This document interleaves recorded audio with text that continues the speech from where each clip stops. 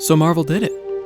A massively ambitious project spanning 11 years and 23 films. No matter what you think about the quality of these movies, the negative effect they had on the industry, you gotta admit, they pulled off something unheard of here. And everyone who tried to do the same thing has failed miserably. So where do they go from here? So what's a single gal like you doing rattling around this big house?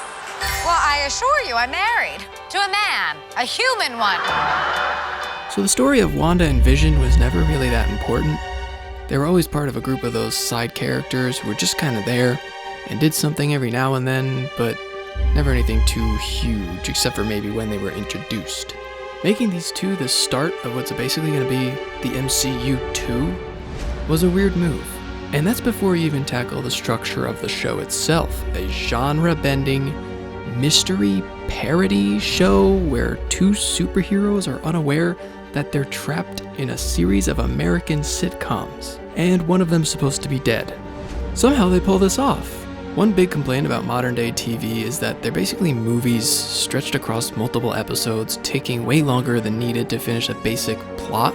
I was really afraid that this would be the MCU equivalent of that, but I was nicely surprised. They used the episodic structure to their advantage by parodying a new era of TV with each installment, keeping the show fun, while more and more of the mystery unfolds. The best Marvel movies are the ones that stand well on their own while also being an intriguing part of a much bigger puzzle. The parody side of the show was so true to the source material, and them being so tongue-in-cheek about it was what made it so enjoyable, even though there was no quote-unquote plot happening.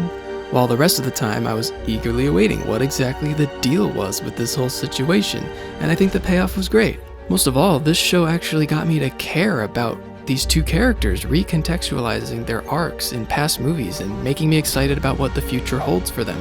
Can I ask one question though? Why did you call the Thanos snap the blip? This is the single biggest tragedy in the history of man, and you called it the blip?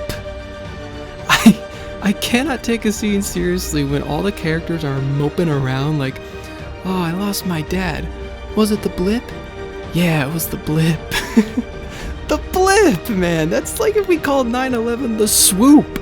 It's a ridiculous understatement. I just can't deal with it. I can't deal with the blip. Send Doctor Strange back in time to change that shit.